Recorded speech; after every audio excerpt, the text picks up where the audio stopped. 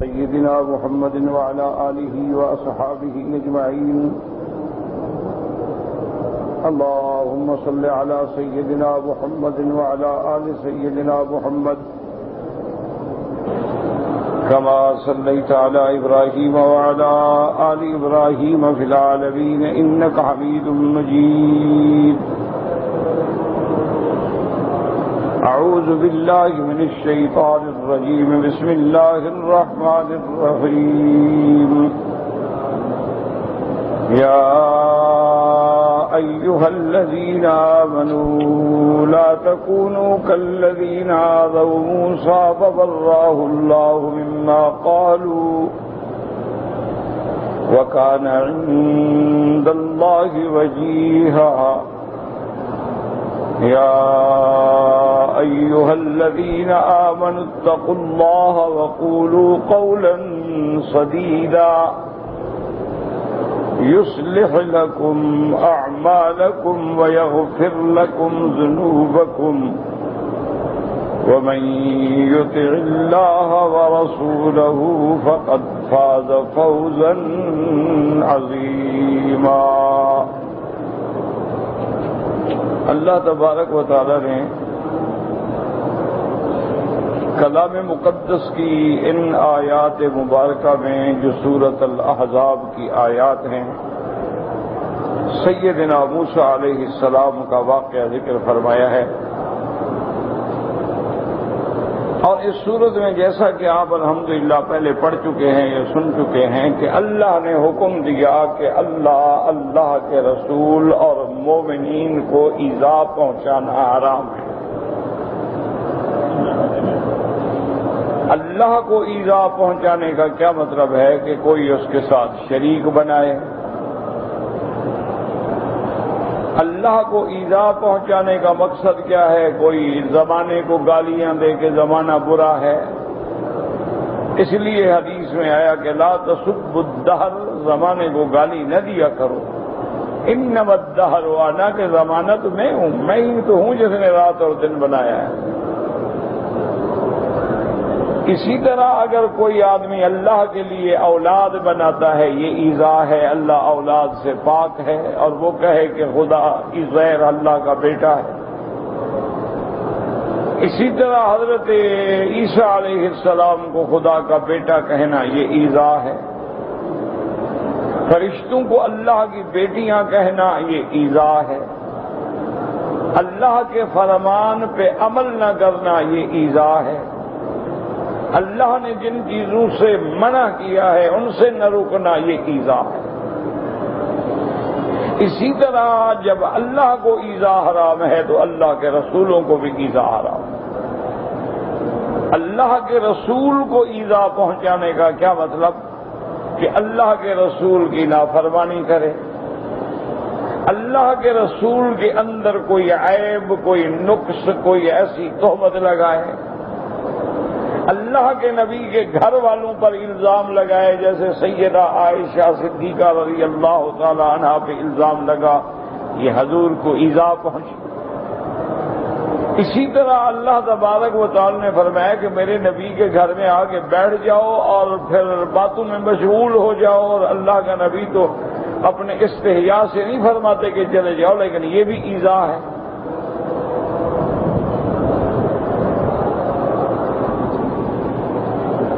اللہ کے نبی کی نافرمانی جو ہے وہ ایذا ہے. اللہ کے پیغمبر کی وفات کے بعد بھی ان کی بیویوں سے نکاح کرنا جو ہے وہ ایذا ہے. اللہ کے نبی کے سامنے اونچی آواز میں بات کرنا جو ہے وہ ایذا ہے. تو اللہ اور اللہ کے رسول کو ایذا پہنچانا جو ہے حرام ہے اور بندہ کافر ہو جاتا ہے. ہاں ایک بات یہ ہوتی ہے کہ بغیر قصد کے، یعنی ارادہ نہیں ہے، قصد نہیں ہے، نیت نہیں ہے، لیکن کوئی ایسا عمل کیا کہ حضور صلی اللہ علیہ وسلم کو تکلیف پہنچی، اس میں کفر تو نہیں ہے لیکن وہ بھی گناہ ہے کہ تم نے اللہ کے نبی کو تکلیف پہنچا. اسی طرح اللہ نے فرمایا کہ والذین یؤذون المؤمنین والمؤمنات بغیر ما اکتسبوا، اور جو لوگ مومن ایمان والے مردوں کو یا ایمان والی عورتوں کو ایذا پہنچاتی کیا معنی ان پہ تہمت لگاتے ہیں؟ وہ گناہوں سے وہ بیچاری پاک ہے لیکن زنا کی تہمت لگا دی، وہ چوری سے پاک ہے چوری کی تہمت لگا دی، یہ ایذا ہے اور یہ ایذا بھی حرام ہے۔ ان احکامات کے بعد اللہ تبارک و تعالیٰ نے پھر پردے کے احکام بھی اجمالاً بیان فرما دیے کہ پہلا پردہ تو یہ ہے کہ عورت گھر کے اندر رہے، باہر نہ نکلے۔ دوسری بات یہ ہے اگر کوئی چیز مانگے یا بات کرے تو پردے کے پیچھے کھڑی ہو کے بات کرے۔ تیسری چیز یہ تھی کہ اگر کوئی مجبوراً باہر جانا پڑے تو لمبی چادر لے کے سر سے پاؤں تک بدن کو چھپائے، صرف ایک آنکھ ظاہر کرے، کیونکہ یہ چیز جو ہے یہ بھی مومنات کو ایذا کا باعث ہے کہ بعض منافقین اور بعض آوارہ لوگ جو تھے وہ عورتوں کو چھیڑتے تھے، لیکن اگر پردہ ہوگا، احتشام ہوگا، وقار ہوگا، عزت ہوگی تو لوگ سمجھیں گے کہ بھی یہ عزت والی عورت ہے، اس کو نہ چھیڑا جائے۔ تو یہ بھی نوع من الایذا۔ پھر اس کے بعد اللہ تبارک و تعالی نے فرمایا کہ یسألک الناس عن الساعہ، لوگ آ کے حضور آپ سے پوچھتے ہیں کہ قیامت کب ہوگی۔ یہ بھی ایذا ہے کہ جس چیز کا علم اللہ نے نہیں دیا ہے بحث کرنے کا کیا فائدہ۔ قیامت برحق ہے لیکن کب ہوگی کوئی نہیں جانتا۔ یہ علم اللہ تبارک و تعالی نے نہ کسی پیغمبر کو دیا، نہ رسول کو، نہ نبی کو، نہ ملک کو، نہ صحابی کو، نہ ولی کو، کسی کو نہیں دیا ہے۔ ان اللہ عندہ علم الساعہ، اسی کے پاس قیامت کا علم۔ ہاں اللہ نے یہ بتلا دیا کہ پوچھتے ہو سکتا ہے قریب ہو، اور قریب کا معنی یہ نہیں ہوتا ہے جو ہم سمجھتے ہیں قریب۔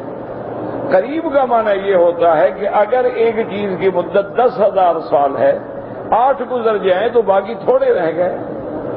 اور دوسرا قریب کا معنی یہ ہوتا ہے کہ یہ دنیا جانے والی ہے اور آخرت آنے والی ہے، تو جو چیز آنے والی ہو وہ قریب ہوتی ہے، جو جانے والی ہو وہ دور ہوتی ہے۔ اب آپ مکہ سے مدینہ جاتے ہیں تو جب آپ نے سفر شروع کیا تو گویا مدینہ قریب آ رہا اور مکہ مکرمہ دور ہو رہا۔ اسی طرح دنیا کا ایک سفر جاری ہے، دنیا جا رہی ہے اور آخرت آ رہی ہے، تو ہر آنے والی چیز جو ہے وہ قریب ہے۔ اس کے بعد اللہ تبارک و تعالی نے یہ بھی فرما دیا کہ جو لوگ اپنے والدین باوجود اس کے کہ ان کے والدین کافر ہیں، مشرک ہیں، ان کے طریقوں پہ چلتے ہیں اور شرک میں مبتلا ہیں، عبادت اوثان و اصنام میں مبتلا ہیں، اللہ کی توحید پہ نہیں آتے ہیں، اللہ کے رسول کو نہیں مانتے ہیں، تو اللہ نے ان کے لیے قیامت میں جہنم کا عذاب تیار ہے، اور پھر ان کے لیے نہ کوئی فریاد رس ہوگا نہ کوئی مدد کرنے والا ہوگا، اور قیامت والے دن میں خود نادم ہوں گے اور شرمندہ ہوں گے اور کہیں گے کہ مولا ہم نے اپنے ان بڑوں کی اطاعت کر کے گمراہ و برباد ہو گئے، آپ ان کو دگنا عذاب دیں۔ اس کا اس آیت میں جواب نہیں ہے لیکن دوسری آیت میں جواب ہے، قال لکل ضعف، اللہ فرمائے کہ ہر کسی کے لیے عذاب ہے، تم کیا کہہ رہے ہو؟ یہ تھوڑا ہے کہ کوئی بڑا ہو کے چھوٹ جائے گا۔ جس نے بھی شرک کیا ہے، کفر کیا ہے، بت پرستی کی ہے، وہ لازم جہنم میں رہے گا اور اس کا ٹھکانہ جو ہے وہ جہنم۔ اس کے بعد اللہ نے پھر ارشاد فرمایا تھا کہ یا ایھا الذین آمنوا لا تکونوا کالذین آذوا موسیٰ فبرأہ اللہ مما قالوا۔ اللہ نے فرمایا ایمان والو، امت محمد مصطفیٰ صلی اللہ علیہ وسلم، تم بھی ان لوگوں کی طرح نہ ہو جاؤ جنہوں نے موسیٰ علیہ السلام پہ تہمت لگائی، جنہوں نے موسیٰ علیہ السلام کو ایذا پہنچایا۔ خبردار تم میرے مدنی محمد مصطفیٰ کو ایذا نہ پہنچانا۔ اور مفسرین نے لکھا ہے کہ وہ واقعہ یہ تھا کہ ان موسیٰ علیہ السلام کان رجلا حییا ستیرا، حضرت موسیٰ علیہ السلام چونکہ بہت بڑے باحیا تھے اور آپ پردے میں جا کے غسل کرتے تھے، قوم سے دور جا کے غسل کرتے تھے۔ قوم کی عادت تھی کہ مرد ایک دوسرے کے سامنے ننگے نہاتے تھے، عورتیں ایک دوسرے کے سامنے ننگی نہ، لیکن موسیٰ علیہ السلام کی شان یہ گوارا نہیں کرتی۔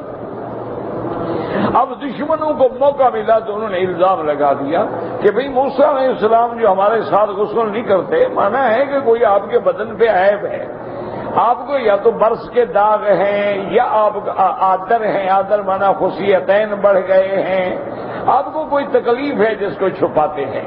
تو ایک دن حضرت موسیٰ علیہ السلام غسل فرما رہے تھے، کپڑے پتھر پہ رکھ دیے، اللہ نے حکم دیا پتھر کو کہ موسیٰ علیہ السلام کے کپڑے لے کے بھاگ جاؤ۔ اب موسیٰ علیہ السلام جب نکلے تو کپڑے پتھر لے کے بھاگ رہا ہے، اور تب حضرت موسیٰ علیہ السلام پیچھے دوڑ رہے، 120 حجر 120 حجر 120 حجر، بھئی پتھر رک جا رک جا رک جا میرے کپڑے دے۔ لیکن پتھر این اس جگہ پہنچا جہاں ان کی قوم کے بندے کھڑے تھے۔ جب انہوں نے دیکھا موسیٰ نے کہا موسیٰ علیہ السلام کو تو کوئی عیب نہیں، ہم نے بلا وجہ عیب لگایا۔ تو اللہ تبارک و تعالیٰ نے موسیٰ علیہ السلام کی عیب سے برات کر دی۔ یاد رکھو پہلی بات تو یہ ہے کہ کسی کا عریاں حالت میں آنا، اس شریعت کے احکام الگ ہیں اور شریعت محمد مصطفیٰ کے احکام الگ ہیں۔ اور دوسری بات یہ ہے کہ موسیٰ علیہ السلام خود نہیں آئے، اضطرارً لائے گئے، اور وہ بھی اللہ تبارک و تعالیٰ کے حکم کے مطابق کپڑے پتھر نے اٹھا لیے۔ جیسے کہ اللہ فرماتی ہیں کہ قیامت والے دن جب حضرت آدم علیہ السلام سے غلطی ہوئی، حضرت آدم اور بی بی حوا دونوں کے کپڑے اتر گئے۔ اب جنت میں دونوں کے کپڑے اترے، فتفقا یخصفان علیہما من ورق الجنہ۔ حضرت آدم بی بی حوا جنت کے درختوں کے پتے پکڑ پکڑ کے اپنے بدن کو چھپا رہے تھے۔ تو یہ چیز جو ہے وہاں امتحان تھا، وہاں ابتلا تھا، اور یہاں اضطرار تھا۔ اللہ نے اپنے پیغمبر کی برات کرنی تھی۔ اور اس میں ایک اشارہ یہ بھی ہو گیا کہ اللہ کے جتنے نبی ہیں، حضرت آدم علیہ السلام سے لے کر میرے آقا حضرت محمد مصطفیٰ صلی اللہ علیہ وسلم تک جتنے نبی، جتنے رسول، جتنے انبیاء ہیں، ان پہ اللہ کے کروڑوں صلاۃ و سلام ہوں۔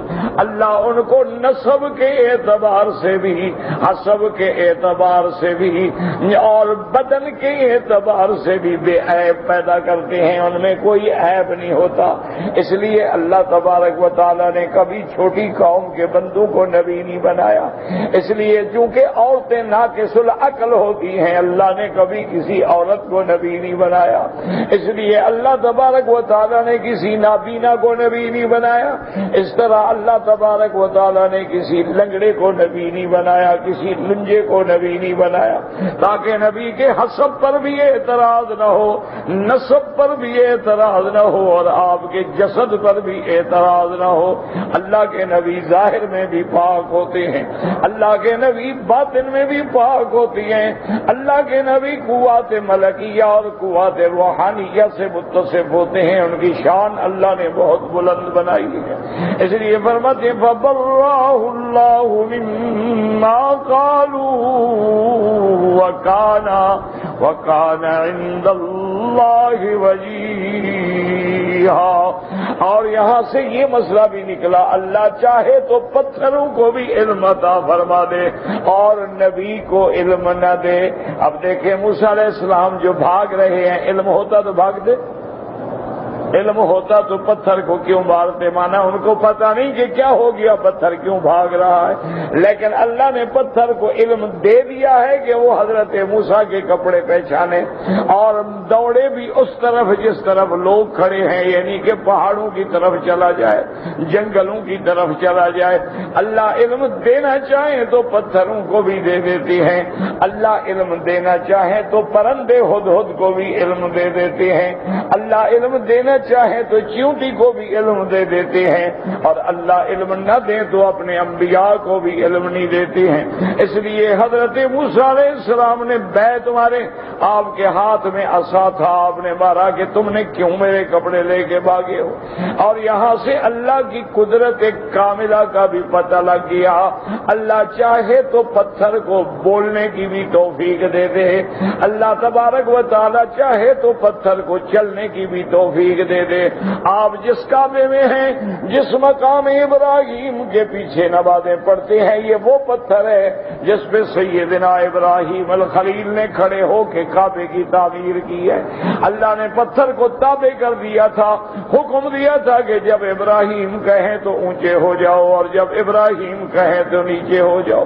اسی طرح اللہ قرآن میں فرماتے ہیں وَأَلَنَّا لَهُ الْحَدِيدَ أَنِّعْمَ السَّابِغَاتِ وَقَدِّرْ فِي السَّرْدِ وَعَمَلُوا صَالِحًا۔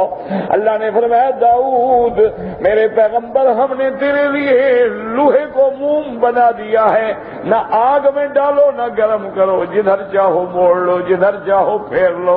تو اللہ اس لوہے کو بھی سمجھا دیتے ہیں کہ میرے نبی کے ہاتھ میں موم ہو جانا ہے۔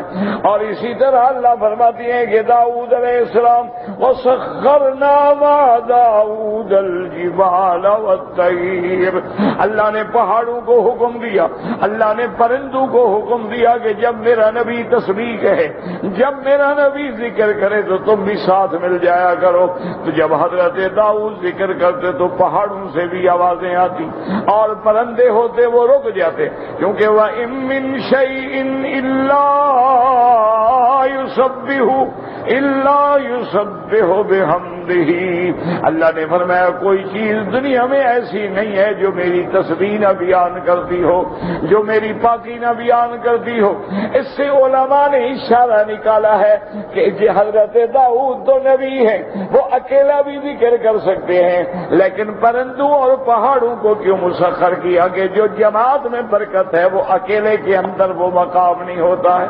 اب دیکھیں ایک بجلی لگی ہو تو روشنی ہے، اب 10 لگی ہیں فانوس میں تو روشنی بڑھ گئی ہے۔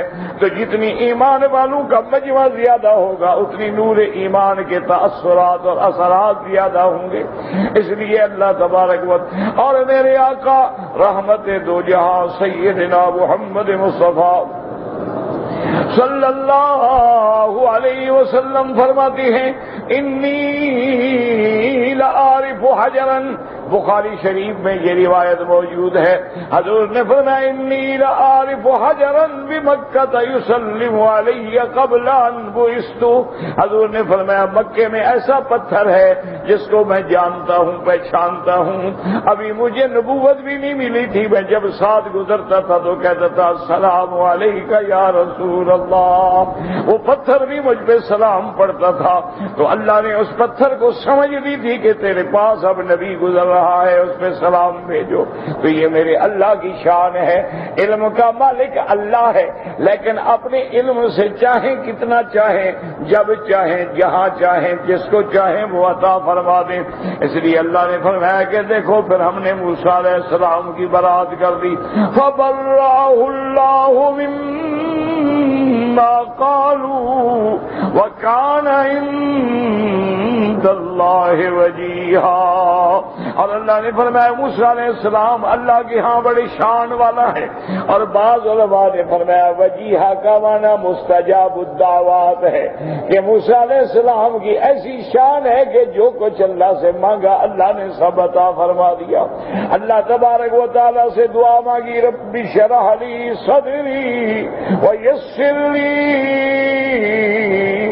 امری واحلل عقدۃ من لسانی یفقہوا قولی، اللہ سے دعا مانگی اللہ میری زبان کھول دے، اللہ نے کھول دی۔ اللہ سے دعا مانگی میرا اللہ میں اکیلا فرعون کے پاس نہ جاؤں، مہربانی کر کے میرے بھائی حضرت ہارون کو بھی نبوت عطا فرما دے۔ حالانکہ نبوت جو ہے وہ صرف دعا سے نہیں ملتی، اللہ تبارک و تعالیٰ سے مانگنے والا مانگتا رہتا ہے، نبوت اس کو ملتی ہے جس کو اللہ تبارک و تعالیٰ چاہتے ہیں۔ لیکن اللہ آخر میں فرماتے ہیں قال لقد اوتیت سؤلک یا موسیٰ، موسیٰ علیہ السلام جو کچھ تم نے مانگا ہم نے تیری ساری دعائیں منظور کر لی۔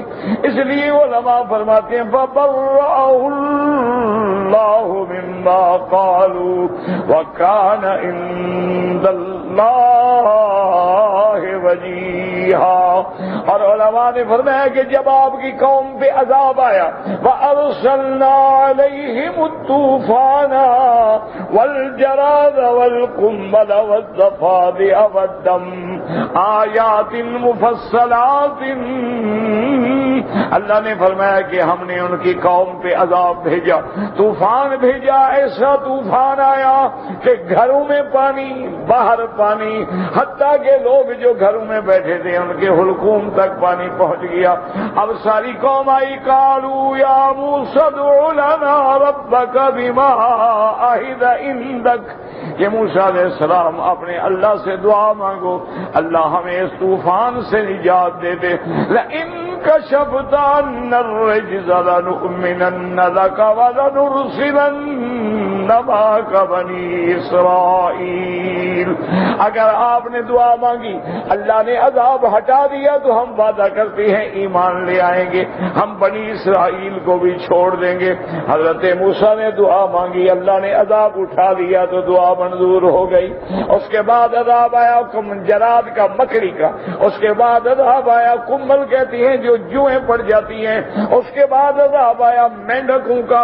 ہر دفعہ اللہ کے نبی نے دعا مانگی تو اللہ نے قبول فرمائی اور عذاب اٹھا لیا، لیکن قوم اسلام نہ لے آئی. تو اس لیے بعض علماء فرماتے ہیں وجیہہ کا معنی وہ شان والا بندہ جس نے جو اللہ سے مانگا اللہ نے عطا فرما دیا. اس لیے کہتی ہیں وَقَانَ عِندَ اللَّهِ وَجِيهًا. اب آج کے سبق میں غور کریں، جو آیتیں ہم نے آج کے سبق میں پڑھی. اللہ فرماتے ہیں یا ایھا الذین آمنوا اتقوا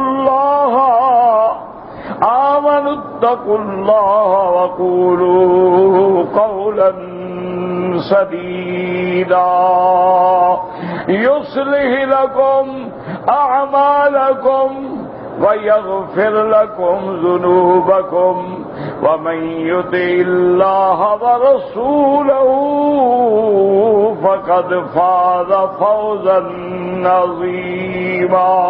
سب سے پہلے اللہ نے حکم دیا ایمان والو اتقوا اللہ. یاد رکھو اس کا ظاہر ایمان ہے کہ اللہ سے ڈرو، اور محاورت ایمان ہے کیا ہے؟ تقوی اختیار کرو. تقوی کا کیا معنی؟ اللہ کے حکم پہ چلو، نافرمانیوں سے بچ جاؤ، اور اللہ کی عبادت بھی اس انداز میں کرو کہ گویا اللہ تمہیں دیکھ رہے ہیں، تم اللہ کے سامنے ہو. تو اصل تقوی کا معنی کیا ہے؟ یعنی اطاعت کرنا، فرما برداری کرنا، نافرمانی سے بچنا، اس کا نام تقوی ہے. ایک دفعہ سیدنا امیر المؤمنین حضرت عمر، اللہ اکبر، سب کہہ دو رضی اللہ تعالیٰ عنہ. جب صحابی کا نام آئے تو فوراً کہا کرو رضی اللہ تعالیٰ عنہ. اگر کسی امام، مجتہد، محدث، ولی کا نام آئے رحمت اللہ علیہ، اگر کسی پیغمبر کا نام آئے علیہ السلام، اور میرے مدنی کا نام آئے اللہم صلی وسلم علیہ، یا پورا درود جو نماز میں پڑھتے ہیں، یا کم از کم صلی اللہ علیہ وعلا آلہ وسلم تسلیما کثیرا. صلی اللہ علیہ وسلم اتنا بھی کہو تو الحمدللہ آدمی اللہ کے حکم کی تعمیل کر لیتا ہے. حضرت عمر رضی اللہ عنہ نے حضرت ابن عباس سے پوچھا کہ حضرت یہ تقوی کا کیا معنی ہے؟ اللہ فرماتے ہیں تقوی اختیار کرو، تقوی اختیار کرو، تقوی اختیار کرو، متقین بن جاؤ. اتقوا اللہ، اتقوا اللہ، کیا معنی ہے تقوی کا؟ تو حضرت ابن عباس نے فرمایا کہ امیر المؤمنین، کبھی آپ کو کسی ایسے راستے پہ چلنے کا اتفاق ہوا ہے کہ راستہ تنگ ہے اور ادھر کانٹے ہیں، جھاڑیاں ہیں، کیچڑ ہے، دلدل ہے، خطرہ ہے، پھسلن ہے، اس وقت آپ کیا کرتے ہیں؟ حضرت عمر نے فرمایا کہ میں اپنے کپڑے اوپر اٹھا لیتا ہوں، کپڑے اچھی طرح باندھ لیتا ہوں کہ کہیں کپڑا نہ پھنس جائے، اور نظر راستے پہ جما کے قدم قدم قدم رکھتا ہوں کہ کہیں پاؤں ادھر نہ جا پڑے، کہیں ادھر نہ جا پڑے، پھسل نہ جائے. گر نہ جاؤں، کانٹوں میں نہ، فرمایا یہی تقویٰ ہے کہ ہر اللہ کی نافرمانیوں سے بچ کے صراط پہ چلنا، اسی کا معنی تقویٰ ہے کہ ہر طرف دیکھیں کہ آج شیطانی قوتیں اپنا ناچ رہی ہیں، ہر طرف ڈش کا فتنہ ہے، فلم کا فتنہ ہے، اور ہر طرف آپ دیکھیں کہ بے حیائی کے چینل کھلے ہوئے ہیں۔ اب تو انہوں نے موبائل کی شکل میں ہر بندے کی جیب میں بے حیائی کا ایک آلہ ڈال دیا ہے، تو اس کے باوجود جو بندہ بچ کے چل رہا ہے، اسی کا معنی تقویٰ ہے۔ اچھا، خدا کی شان دیکھیں کہ جہاں اللہ نے تقوی کا حکم دیا تو تقوی کو معمولی بات تو ہے نہیں، بہت بڑی چیز ہے، اس پہ عمل کرنا بڑی چیز۔ جہاں بھی اللہ نے حکم دیا ہے تو وہاں اس کو آسان کرنے کا رستہ بھی بتا دیا۔ پورے قرآن میں آپ فرمایا یا ایھا الذین آمنوا اتقوا اللہ ولتنظر نفس ما قدمت لغد واتقوا اللہ ان اللہ خبیر بما تعملون۔ اللہ نے فرمایا ایمان والو ڈرو، تقوی اختیار کرو۔ کیسے میرا مولا، بڑا مشکل ہے۔ فرمایا کل آنے والے دن کے لیے تیاری کرو کہ مرنا ہے، قبر ہے، قیامت ہے۔ جب ان پہ غور کرو گے تو تقوی آسان ہو جائے گا کہ جب تمہیں قبر یاد ہوگی تو گناہ کیسے کرو گے، جب تمہیں اللہ کے دربار میں حاضری یاد ہوگی تو تم گناہ کیسے کرو گے۔ تو اللہ نے رستہ بتا دیا کہ ان چیزوں کا خیال کرو گے، اور فرمایا واتقوا اللہ ان اللہ خبیر بما تعملون۔ اللہ سے ڈرو، اللہ جاننے والے ہیں جو کچھ تم عمل کرتے ہو۔ تو جب اس بات میں یقین ہو جائے کہ میں جو کچھ کر رہا ہوں وہ دیکھ رہا ہے، تو سامنے بات ہے کہ بڑے سے بڑا بے حیا بھی ہو تو شرم کرتا ہے، ایک آدمی بچہ دیکھ رہا ہو تو گناہ نہیں کرتا، جب یقین ہو جائے کہ خدا دیکھ رہا ہے تو وہ کیسے گناہ کرے گا؟ یہ تو ہمیں یقین نہیں ہے نا اللہ پر، ہم اتنے غافل ہو گئے ہیں، گناہوں میں ڈوب گئے ہیں، دل گندے اور سیاہ ہو گئے ہیں کہ ہمیں خیال ہی نہیں آتا کہ دیکھنے والا دیکھ رہا ہے۔ حالانکہ علماء نے لکھا ہے کہ یاد رکھو تم نیکی کرو یا برائی کرو، یاد رکھو اس وقت ذرا سوچ لیا کرو اللہ کے کتنے گواہ میرے اوپر کھڑے ہیں۔ سب سے پہلا گواہ کون ہے؟ کرامن کاتبین۔ اللہ نے فرشتے بٹھائے ہیں، جو کچھ کہو گے کرو گے وہ لکھ رہے ہیں۔ دو گواہ تو کندھوں پہ بیٹھے ہیں، اور تیسرا گواہ کیا ہے؟ جس زمین پہ گناہ کرو گے وہ زمین کا ٹکڑا بھی قیامت میں گواہی دے گا۔ تین گواہ ہو گئے، اور چوتھا گواہ کون ہے؟ واللہ علی کل شیء شہید۔ اللہ ہر چیز پہ گواہ، ہر چیز کے جاننے والے، دیکھنے والے، تو اللہ بھی دیکھ رہے ہیں۔ اور اس کے بعد فرمایا قیامت والے دن اور بھی گواہ تیرے ساتھ ہوں گے۔ جب بندہ کہے گا مولا یہ کام میں نے نہیں کیا، یہ تو فرشتوں کو میں نے دیکھا بھی نہیں، گواہوں کو، اللہ حکم دیں گے الیوم نختم علی افواہہم۔ اللہ فرمائیں گے ملائکہ میرے بندے کی زبان پہ مہر لگا کے بند کر دو۔ وَتُكَلِّمُنَا أَيْدِيهِمْ وَتَشْهَدُ أَرْجُلُهُمْ بِمَا كَانُوا يَكْسِبُونَ۔ اللہ حکم دیں گے ہاتھوں بتلاؤ تم نے گناہ کیا؟ ہاں اللہ میں نے تو ایک غیر محرم عورت کو ہاتھ لگایا تھا۔ اللہ حکم دیں گے پاؤں گواہی دو، ہاں میں گناہ کے لیے چل کے گیا تھا، میں چوری کے لیے گیا تھا، میں ڈاکے کے لیے گیا تھا، میں قتل۔ تو اب ہر چیز بولے گی، فخذ بولے گی، پاؤں بولیں گے، ہاتھ بولیں گے، چمڑا بولے گا، اور آدمی پاگلوں کی طرح حیران ہو کے کہے گا وَقَالُوا لِجُلُودِهِمْ لِمَ شَهِدتُّمْ عَلَيْنَا قالوا انطقنا اللہ الذی انطق كل شیء۔ اب وہ حیران ہو کے کہے گا تم میرے خلاف گواہی دے رہے ہو، تم کیوں بول رہے ہو؟ اور کہے گا بکواس نہ کرو، جو زبان کو بولنے کی طاقت دے سکتے اسی کا حکم ہے بولو، ہم کیسے چپ رہ سکتے ہیں؟ تو جب اتنے گواہ تیرے اوپر ہے اور پھر بھی تو گناہ کر رہا ہے تو پھر اس سے بڑا ڈھیٹ بندہ تو دنیا میں کوئی بھی نہیں ہوتا۔ ایمان سے کہیں، اگر ایک سپاہی دیکھ رہا ہو چور چوری نہیں کرتا، زانی زنا نہیں کرتا، ڈاکو ڈاکہ نہیں مارتا، انتظار کرتا ہے کہ پہرے دار ہٹ جائیں تو میں کسی طریقے سے گھس جاؤں، اتنا بھی ڈر نہیں کہ تمہیں خدا دیکھ رہا ہے۔ اگر اللہ کے دیکھنے کا یقین آ جائے تو گناہ کیسے ہو سکتا؟ اس لیے فرمایا یا ایھا الذین، وہاں کیا فرمایا تھا کہ اتقوا اللہ ولتنظر نفس ما قدمت لغد واتقوا اللہ۔ اسی طرح دیکھیں پہلی سورت میں یا ایھا الناس اتقوا ربکم الذی خلقکم والذین من قبلکم لعلکم تتقون۔ اللہ نے فرمایا میرے بندو ڈرو، میرا مولا کس سے؟ فرمایا الذی خلقکم، جس نے تمہیں پیدا کیا ہے اس کا تو شرم کرو، جس نے تمہیں پیدا کیا ہے، تمہیں رزق دیا ہے، تمہیں ماں کے پیٹ کے میں اندر حفاظت کی ہے، تمہیں انسان بنایا، تمہیں بندر بنا دیتا، تمہیں ریچھ بنا دیتا، کتا بنا دیتا، کیا کر لیتے تم؟ تو اس سے ڈرو جس نے تمہیں پیدا کیا ہے، اور جس نے تم سے پہلے تمہارے باپ دادا اسی طرح چلے جاؤ آدم تک ان کو پیدا کیا ہے۔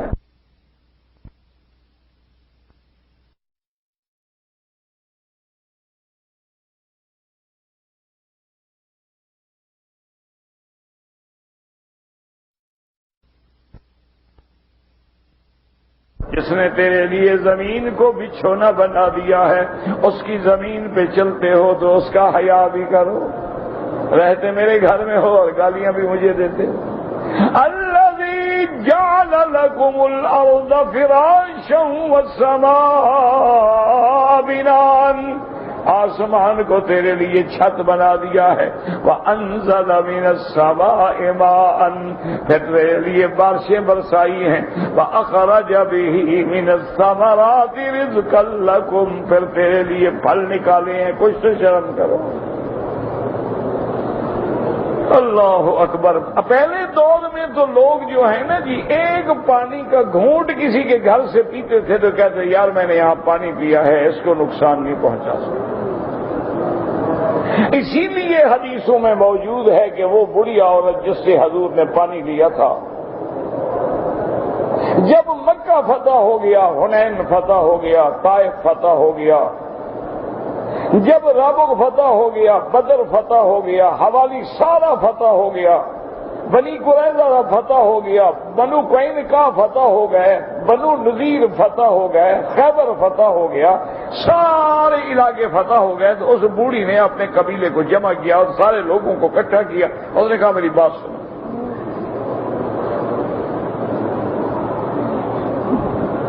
سارا قبیلہ اکٹھا ہو گیا اور نے کہا ہاں اماں کیا کہتی ہے؟ اس نے کہا بات سنو، محمد مصطفیٰ نے سارا علاقہ فتح کر لیا۔ انہوں نے کہا تمہارے قبیلے پہ چڑھائی نہیں کی، ڈر گئے تم سے؟ انہوں نے کہا سمجھ نہیں آتی۔ انہوں نے کہا نہیں، مجھ سے جو پانی لیا تھا معلوم ہوتا ہے محمد مدنی کو میرا پانی یاد ہے،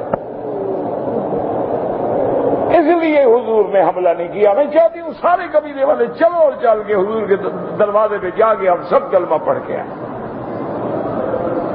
تو پہلے دور میں تو پانی اللہ فرماتے ہیں نا تم میری زمین پہ رہتے ہو، زمین میری ہے، میری زمین پہ اکڑ کے چلتے ہو، میں حکم دوں تو تمہیں غرق کر دے زمین، جیسے قارون کو پکڑ لیا،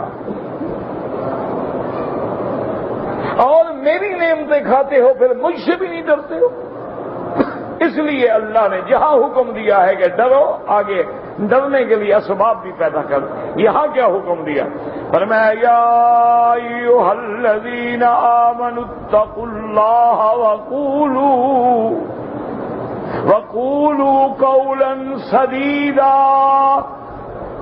سدیدہ معنی یاد رکھو، سمجھو غور کر کے۔ بعض علماء نے فرمایا سدیدن کا معنی بات کرو سچی، سدید معنی صادق، اور بعض علماء نے فرمایا سدیدن مانا صراطا مستقیما،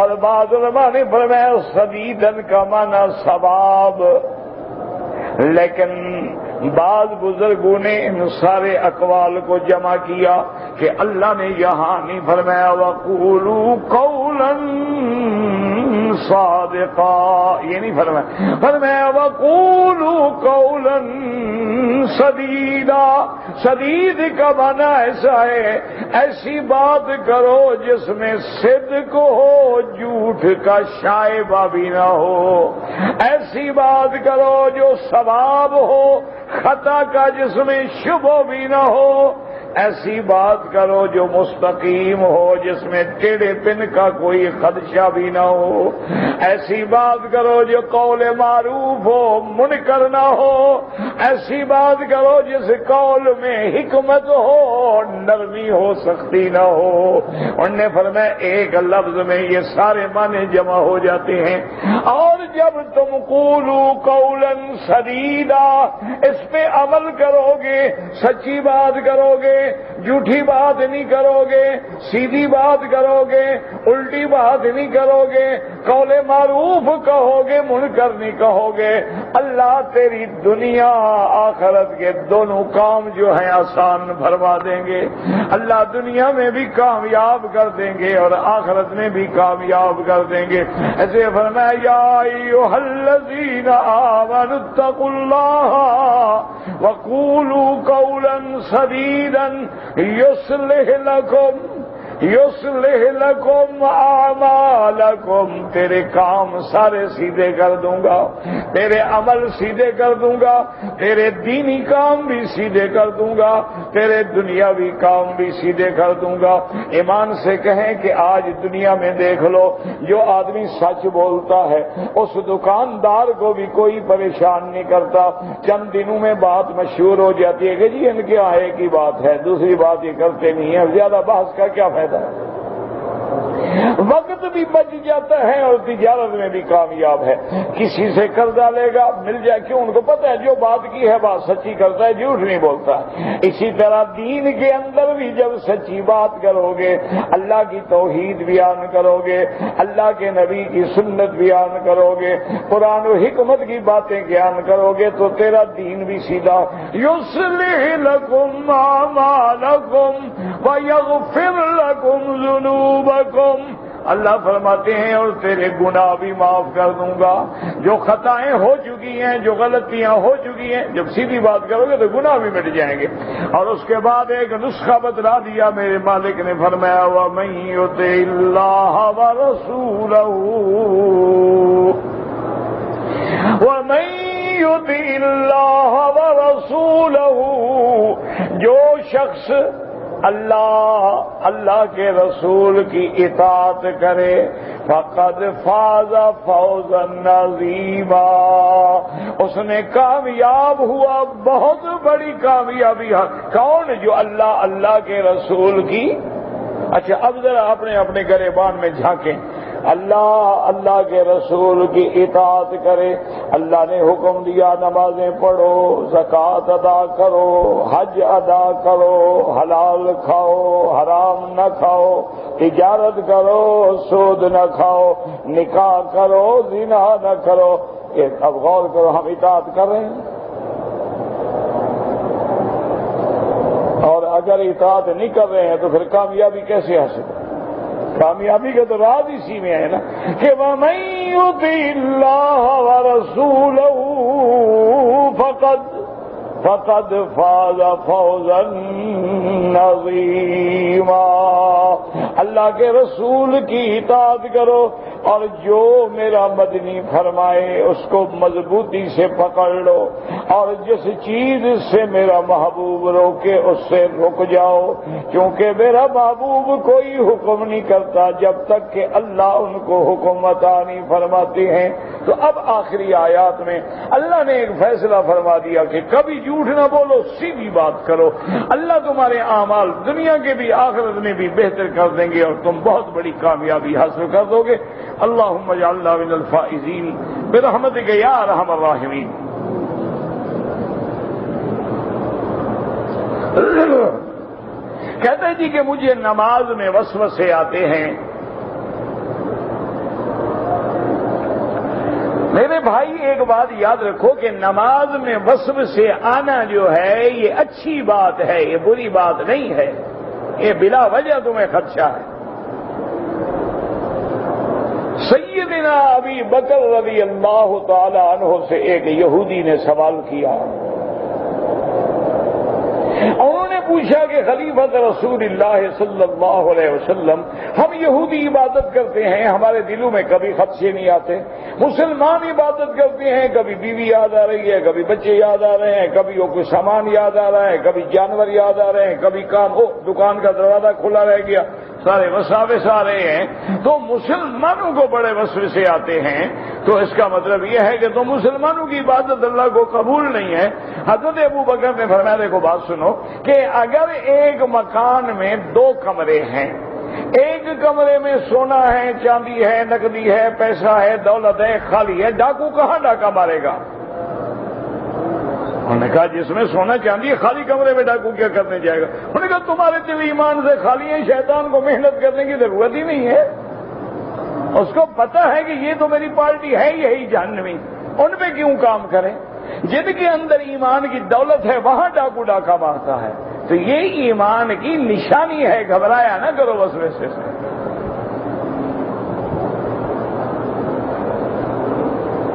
اور علاج کے طور پر یاد رکھیں کہ سورۃ فاتحہ، آیت الکرسی، اور اسی طرح 4 قل، یعنی قل یا ایھا الکافرون، قل ھو اللہ احد، قل اعوذ برب الفلق، قل اعوذ برب الناس، یہ پڑھ کے ہاتھوں پہ دم کر کے سارے بدن پہ پھیر دیا کریں، انشاءاللہ وساوس آہستہ آہستہ رک جائیں گے۔ اور دوسری بات یہ ہے کہ جب نماز پڑھیں تو اپنی تمام تر ارتکاز توجہ جو ہے وہ اسی طرح ہوگی، یا اللہ میں تیری دربار میں کھڑا ہو رہا ہوں، اللہ اکبر، پوری توجہ ہے۔ اور جب آپ پڑھ رہے ہیں تو ایک ایک لفظ پہ توجہ ہو، پتہ لگے میں کیا پڑھ رہا ہوں۔ جب 3-4 دن عمل کرو گے تو انشاءاللہ اللہ کی رحمت سے وساوس ہٹ جائیں گے۔ اب دیکھو نا کہ ایک آدمی ہے الحمدللہ ہماری کمری میں پتہ ہی نہیں کیا پڑھ رہا ہے، یہ کون سی قرات ہے؟ اور اسی طرح یاد رکھو کہ مثلا میرے خیال میں اللہ نہ کرے، اللہ نہ کرے، اللہ نہ کرے، خدا کرے میری بات غلط ہو، مجھے تو ڈر ہے کہ ہمارے بھائیوں میں سے 70% لوگوں کی نماز ہوتی ہی نہیں، کہ غیر المغضوب علیہم والضالین جو پڑھتے ہیں نماز بالکل نہیں ہوتی جب تک کہ والضالین کی پوری مد نہ کھینچی جائے۔ صراط الذین انعمت علیہم غیر المغضوب علیہم ولا الضالین، تب جا کے نماز ٹھیک ہوگی۔ اگر آپ پڑھیں گے غیر المغضوب علیہم ولا الضالین، نماز نہیں ہوتی۔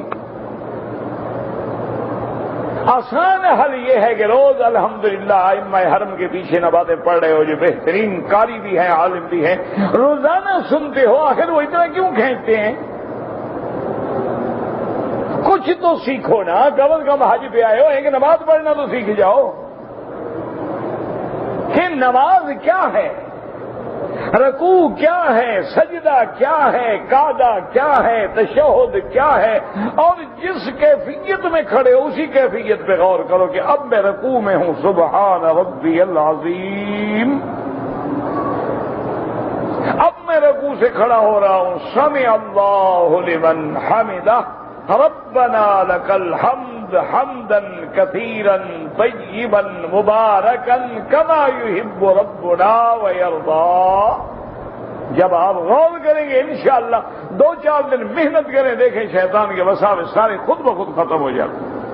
اچھا، اور ایک نسخہ ایک اللہ کے ولی نے لکھا ہے، یہ کتابوں میں نہیں ہے، ایک ولی اللہ نے نسخہ لکھا ہے، انہوں نے کہا کہ بھئی وسوسوں سے بچنے کا طریقہ یہ ہے کہ تم 2 رکعت نماز نفل پڑھ رہے تھے، شیطان نے وسوسے ڈال دیے، اب پتہ نہیں میں کیا پڑھ رہا ہوں، کیا پڑھا، پہلی رکعت میں کیا پڑھا، پتہ نہیں کون سی سورت پڑھی تھی، اب کھڑا ہے سوچ رہا ہے، تو انہوں نے کہا اس کا علاج یہ ہے کہ سلام پھر کے 2 رکعت اور شروع کر دو، اس میں وسوسہ ڈالے پھر 2 رکعت اور شروع کر دو، جب تک وسوسہ ڈالتا جائے تم نماز بڑھاتے جاؤ، وہ خود بھاگ جاتا ہے، کہتے یہ تو گلے پڑ گیا، میں تو اس کی نماز خراب کرنے آیا تھا، یہ تو اور زیادہ پڑھ رہا ہے۔ تو وہ کہتے ہیں یار اس کو وہی 2 رکعت آرام سے پڑھنے دو، اس کو چھیڑا نہ بھی، ابھی 6 پڑے گا، ابھی میری گردن توڑ دے گا، ابھی یہ پھر نماز شروع کر دے گا۔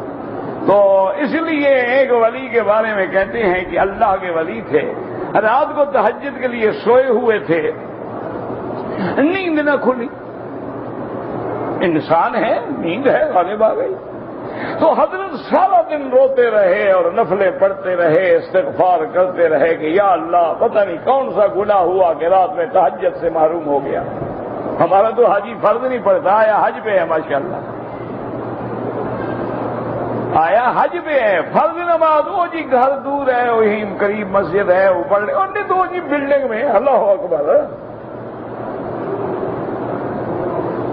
لیکن ایک بات چھوڑ یاد رکھو، ایک نماز مرد ہے یا عورت اگر عمدن چھوڑ دی تو یاد رکھو حج کرنے کا فائدہ ہی نہیں ہے، واپس چلا جائے بہتر۔ حج مسلمان پہ فرض ہے کہ کافر پہ؟ تو امام احمد بن حنبل فرماتے ہیں جو ایک نماز چھوڑے وہ کافر ہو گیا، پھر حج کس بات کا؟ پہلے تو دوبارہ کلمہ پڑھے۔ باقی ائمہ کہتے ہیں فاسق ہو گیا، لیکن ایک امام ہے اور فقہ کا امام ہے، اور یہاں عرب کے امام تو امام احمد بن حنبل ہیں، انہیں کی فقہ پہ فیصلے ہوتے ہیں، اتنا بڑا امام ہے، اور جس کو تم پیران پیر مانتے ہو نا وہ بھی امام احمد بن حنبل کے مقلد تھے، حنبلی تھے۔ ان کا تو فتویٰ یہ ہے کہ ایک نماز چھوڑنے والا کافر ہے۔ اچھا، اور حضور نے فرمایا کہ اگر اذان کی آواز آئے اور مسجد کی جماعت سے نماز نہ پڑھے گویا نماز نہیں ہوگی۔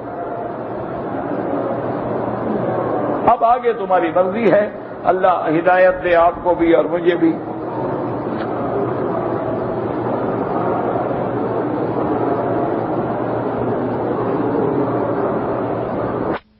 آپ یکم ذی القعدہ کو آئیں، 2 کو آئیں، شوال میں آئیں، جب بھی آئیں، اگر ان مہینوں میں عمرہ کر کے احرام کھول دیا ہے، 1 عمرہ کیا، 2 کیے، 3 کیے، 10 کیے، پھر آپ نے 8 کو حج کا احرام باندھنا ہے، آپ کا حج تمتع ہے۔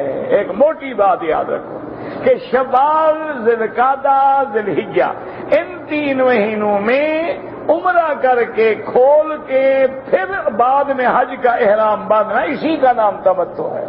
آپ کا حج تمتع ہے، اور آپ کو 1 بکری تمتع بھی دینی ہے۔ آپ انشاءاللہ جب 10 کو مینا آئیں گے، پہلے کنکری ماریں گے، پھر قربانی کریں گے، پھر سر منڈائیں گے، پھر احرام کھولیں گے۔ کہ میرے دل میں حضور کے بارے میں، صحابہ کے بارے میں برے برے خیال آتے ہیں، وہ معاف ہیں۔ جو خیال آتا ہے وہ معاف ہے، خیال لاؤ نہیں، خود نہ خیال لاؤ، آیا ہے نکال دو، یہ تو شیطانی حملہ ہے، وسوسہ ہے تاکہ تمہیں دور کرے۔ استغفار پڑھیں، علاج ابھی میں نے بتایا ہے، آخری صورتیں پڑھیں۔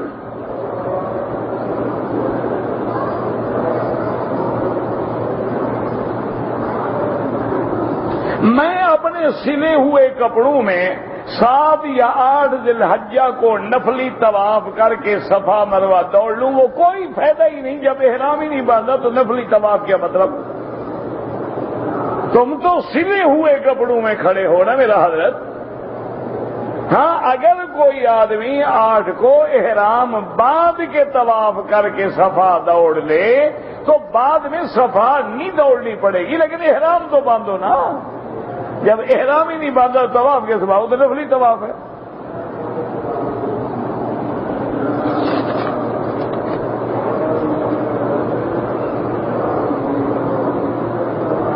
ہم لوگ ڈپٹی کے لیے آئے تھے، کام کے لیے، بغیر احرام کے، کوئی جرمانہ نہیں۔ حج افراد نہیں، افراد دال کے ساتھ۔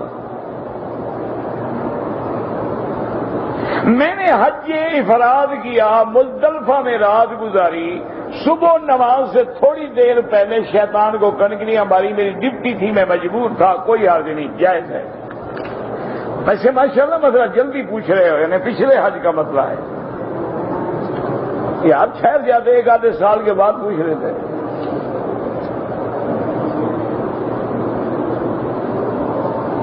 ہمارا ایک عزیز فوت ہو گیا ریاض میں، اس کی میت پہ گئے تھے، عمرہ نہیں کیا، کوئی جرمانہ نہیں۔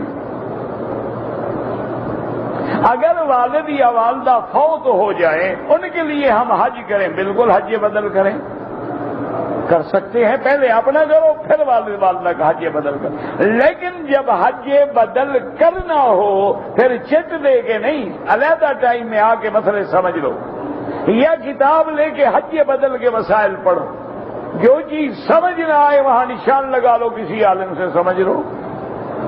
حج بدل میں بہت مسئلے ہیں سمجھانے والے۔ کوئی شہید ہو جائے اس کا حج بالکل کریں۔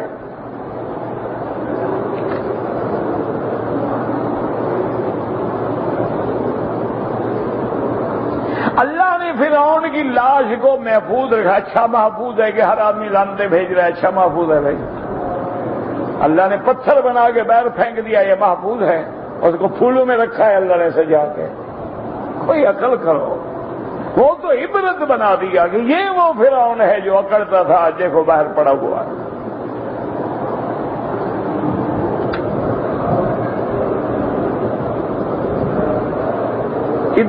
ادرس تو کوئی نہیں دنیا میں، ادریس تو ہے، نبی گزرے ہیں، ادرس تو کوئی نہیں۔ جب نام لکھنا نہیں آتا مسئلہ کیوں پوچھتے ہو؟ کوئی بیماری ہے یا حکیم نے کہا ہے کہ مولوی مکی کو ضرور تنگ کرو؟ نہیں، بعض لوگوں کو بیماری ہوتی ہے نا کہ چلو مفت کا مولوی ہے چھیڑتے رہو۔ پہلے کسی سے پوچھو کہ لفظ کیا ہے، ادرس ہے یا ادریس ہے؟ بعض علماء فرماتے ہیں وہ بھی آسمانوں پہ زندہ ہے، ویسے جو بھی آیا موت آئے گی۔ کل من علیہا فان ویبقا وجہ ربک ذی الجلال والاکرام۔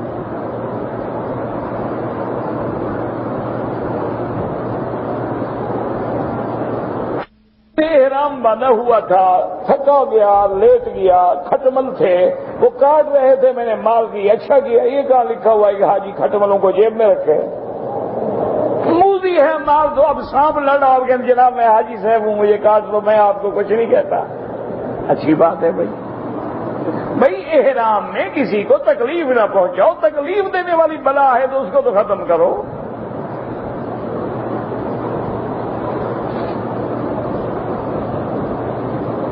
ایک عورت بغیر طلاق کا شادی کر لیا، ایک لڑکی پیدا ہو گیا، وہ لڑکی سے شادی کرنا جائز ہے؟ جائز نہیں، جائز۔ تو بہرحال جناب یہ ہے کہ لڑکی کا تو کوئی قصور نہیں، قصور تو اس کی ماں کا ہے جس نے گناہ کیا ہے۔ لڑکی سے شادی ہو سکتی ہے لیکن نہ کرے تو اچھا ہے۔ کیوں؟ جب نسب بگڑا ہوا ہو نا تو کوئی نہ کوئی کل خراب رہے گی۔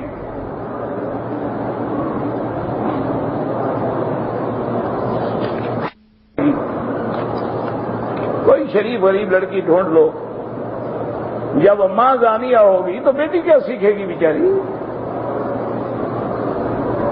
گو اس کا کوئی گناہ نہیں، لیکن ہے تو ولد الزنا نا۔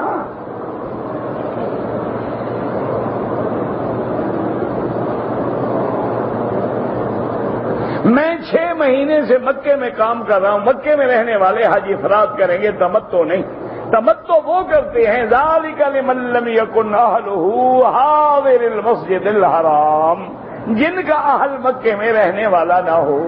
اب آپ مکے میں رہتے ہیں، 6 مہینے ہو گئے، رمضان میں آ گئے، مکی بن گئے، اب آپ کا حج جو ہے حج افراد ہوگا۔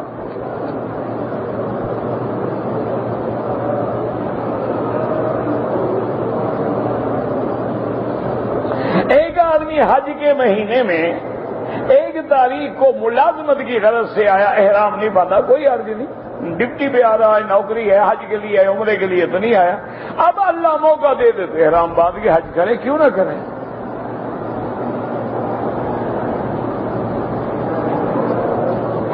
والی عورتیں جو ہیں جتنے دن حیض ہے اتنی نمازیں معاف ہیں، روزے کی قضا ہے لیکن نماز کی قضا نہیں ہے۔ چونکہ نمازیں مثلا ایک عورت کو 8 دن حیض ہے تو 40 نمازیں کہاں پڑھے گی؟ وہ تو روز والی 5 ہی نہیں پڑھتی. یہ اللہ کی مہربانی ہے کہ اس کو نمازوں سے معافی دے دی.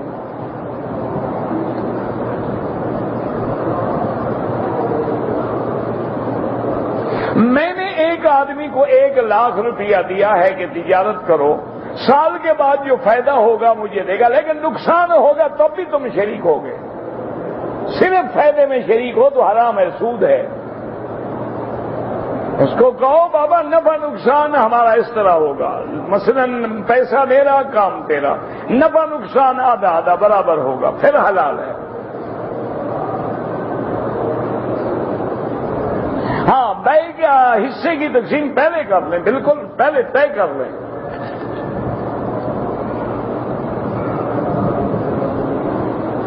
اگر نماز کی حالت میں پگڑی ٹوپی یا پگڑی ماتھے پر ہو تو نماز ہو جاتی ہے، قالین پہ ہو جاتی ہے تو ٹوپی پہ بھی ہو جاتی ہے، لیکن کوشش کریں گے ہماری پیشانی نیچے لگے.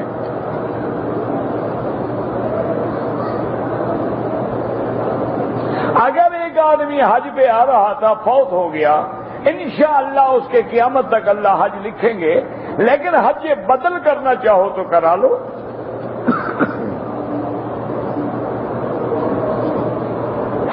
آدمی قرآن لے کے قبر پہ کھڑے ہو کے پڑھے وہ ناجائز ہے. ویسے قرآن پڑھ کے ثواب بخشا کریں، اللہ ان کو ثواب دے، لیکن وہ کرائے پہ پڑھنے والے نہ منگوایا کریں، خود پڑھا کریں. ہر کام میں شارٹ کٹ نہ ڈھونڈیں کہ تم تو شام کو بیچ پہ جا کے سوئمنگ کرو اور مولوی کو بلا کے کرائے پر قرآن پڑھاؤ، دھیلے کا ثواب بھی نہیں ہوتا. خود پڑھو، اپنے رشتہ داروں کو اکٹھا کرو، پتہ لگے تمہیں کن کن کو قرآن آتا ہے، تاکہ جب وہ مریں گے ان کے لیے بھی کوئی پڑھنے والا آئے گا. دکاندار ناخن پالش بیچتا ہے، بہرحال ناخن پالش بیچنا جو ہے کوئی منع نہیں ہے، لیکن جو عورتیں لگا لیں اس پر وضو کریں تو وضو نہیں ہوگا. ان کو چاہیے کہ ریموو کریں. کا جانور کھانا حرام، کھلانا بھی حرام. اللہ کے لیے تو نہ ہوا تو 11ویں والے کا ہو گیا نا. وما اہل بہ لغیر اللہ، جو چیزیں اللہ کے سوا کسی غیر پہ منسوب ہوں وہ حرام ہے.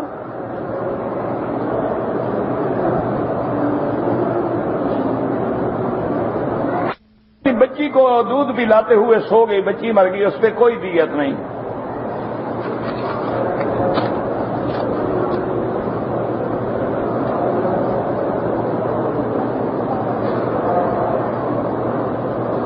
بہرحال آپ کو راستے میں پیسے ملے ہیں، آپ غریب ہیں تو اپنے اوپر بھی خرچ کر سکتے ہیں. اگر آپ غریب نہیں ہیں تو غریبوں کو صدقہ کر دو. اگر اندازہ ہو کہ کوئی ایڈریس نہیں، کوئی نام نہیں، وہ مالک نہیں ملے گا. اگر ایڈریس ہے تو پہنچانا ہوگا.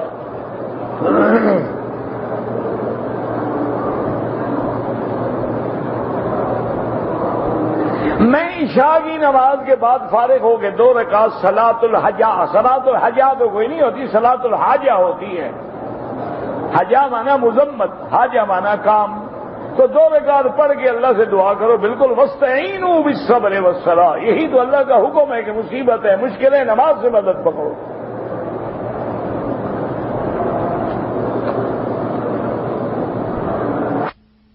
مجھے ایک آدمی نے زیورات دیے، 500 ریال دیا کہ میرے گھر میں پہنچا دیں. میرے اوپر ڈاکہ پڑ گیا اور سارا سامان تقریباً 12,000 ریال کا جاتا رہا. اگر واقعتاً عند اللہ ڈاکہ پڑا ہے تو تم پر امانت کا لوٹانے کی ذمہ داری نہیں ہے. اور اگر ڈاکہ ایسا سمجھدار تھا کہ تیرا تو کچھ نہیں گیا، اسی کا پیسہ گیا ہے تو اس کو واپس کرو. اللہ تو جانتا ہے نا.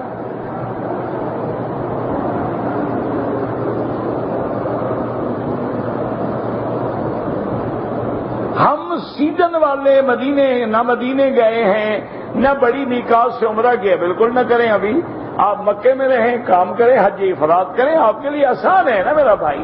10 کو آؤ گے، کنکری مارو، سر مڑاؤ، السلام علیکم، نہ بکری دینی ہے نہ کوئی اور پریشانی ہے. میں ذوالقعدہ کے 1 تاریخ سے 50 دن تک شمیسی میں کام کیا. حاجیوں کے بس میں زمزم کا بوتل جمعہ کا نماز تو سمجھ نہیں آیا کیا لکھا ہے، مجھے پتہ ہی نہیں کیا لکھا ہے۔ اگر وہاں جمعہ ہوتا ہے جمعہ پڑھا ٹھیک ہے، ورنہ ظہر پڑھتے ہیں، اکیلے آدمی تو جمعہ نہیں پڑھتے۔ عمرہ کیا، طواف کر لیا، لیکن صفا مروہ نہیں دوڑا، دم پڑ گئی۔ ایک بکری دم ادا کرے، اگر وہ آدمی دوبارہ عمرہ کر لے اسی وقت سر منڈا دیا، اب دوبارہ عمرہ کرے نہ کرے دم تو پڑ گئی۔